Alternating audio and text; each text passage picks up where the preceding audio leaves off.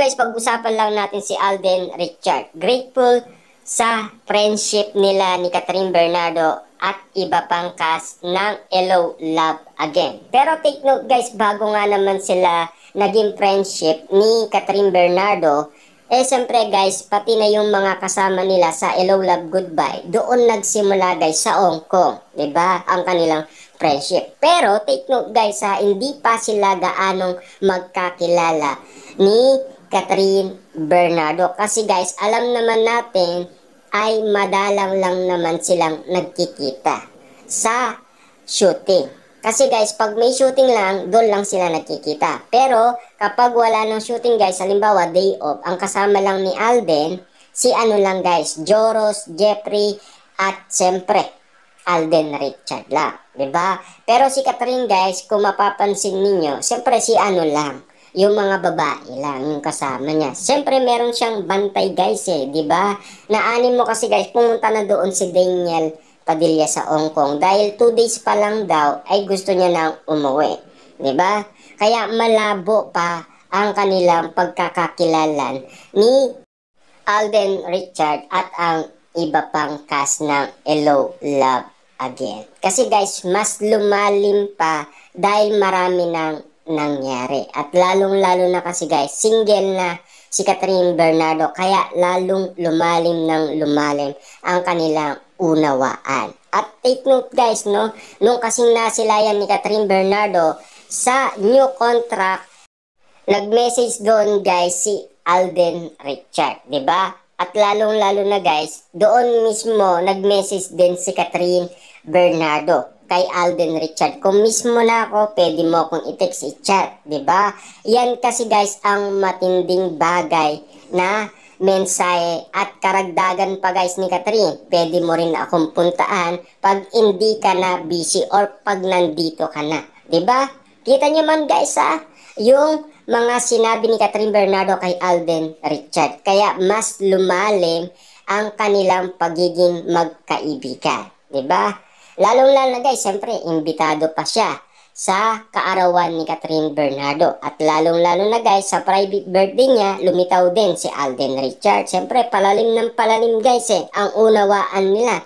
Lalong-lalo na sa house blessing pa ni Catherine Bernardo. Ibig sabihin, lumalalim ng lumalalim guys ang friendship nila. 'Di ba? At simula doon guys, wala pa tayong napapabalitaan. Kasi simula noon guys, spotted pa sila sa kanilang endorsement. Doon na umusbong guys ang balita, nagsalita na si Alden Richard sa saksi. Kung ano man ang nakikita ninyo sa amin, ganun lang kami. Pero take note guys mga ibang araw naman, meron na tayong nababalitaan na legit na naniligaw na si Alden Richard. Kaya nga naman kasi guys, kapag in-interview na siya, gulat na siya. Hindi na siya makasagot pa. 'Di ba? Kaya nga naman guys, kung papansin niyo lahat ng mga issue at intriga, kung papaano nga naman lumalim ang kanilang pagkakaunawaan. Lalong-lalo na guys, si Alden pa mismo ang nagturo na magmaneho si Catherine Bernardo. Siya ang nagpalakas ng loob ni Catherine Bernardo guys. Dati siyempre guys, kailangan talaga matibay at strong woman. Kaya nga sinasabi guys ni Alden Richard na palaban. Siya ay naging strong woman nga naman, 'di ba? Kaya nga naman kasi guys, kung mapapansin ninyo, 'di ba meron silang movie Hello, Love Again. Tinitignan natin dito kung kakayanin pa ba ni Catherine Bernardo ang mga may irap na role ni Joy. Kasi dati sumuko nga naman siya, 2 days pa lang daw gusto niya nang umuwi. Kaya kitang-kita natin guys kung papaano inandel ni Catherine Bernardo ang kanyang sarili. 'Di ba? Na walang Daniel Padilla sa kanyang tabi. Pero sino ang nasa tabi niya? Si Alden Richard, 'di ba? Unang shooting pa lang guys ni Catherine Bernardo, talagang pairapan na.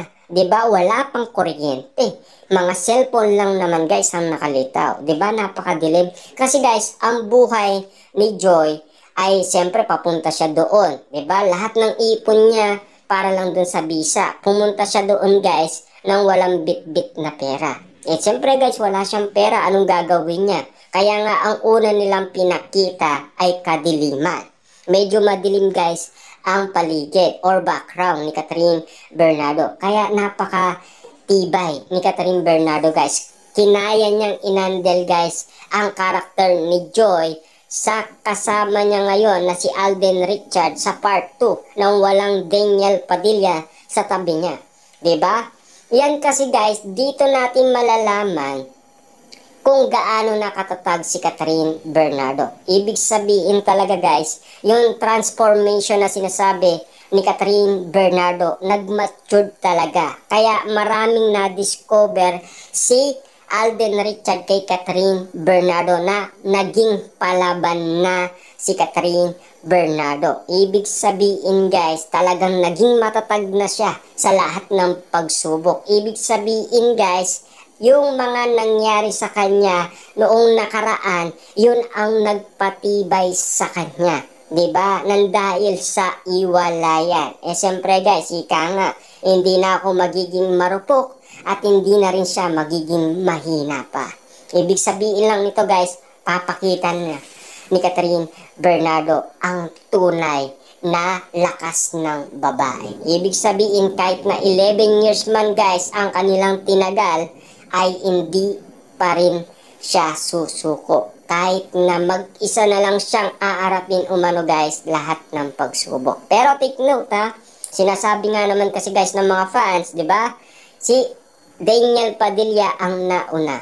Pero ang uli ay si Alden Richard. Di ba? Ang sabi nga naman nila guys, sabay silang nangarap, pero iba na ang kasama niyang nangangarap. Ibig sabihin lang nito guys ay si Alden Richard na.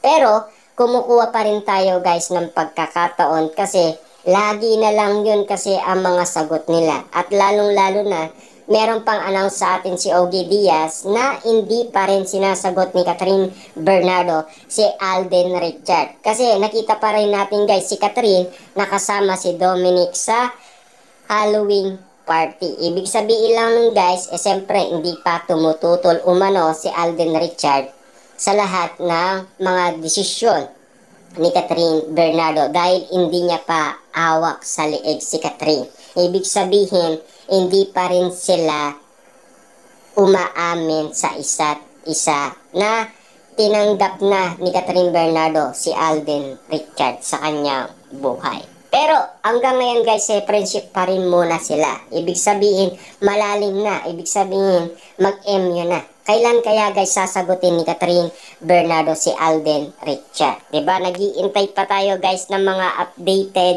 ng mga Marisol at mga Marites dyan. Pero take note guys, yung sinasabi ko, yung mga legit na Marites na pwedeng magpaalam sa atin ng tunay at pwedeng magpalinaw sa atin kung totoo na nga ba lahat ng mga nangyayari.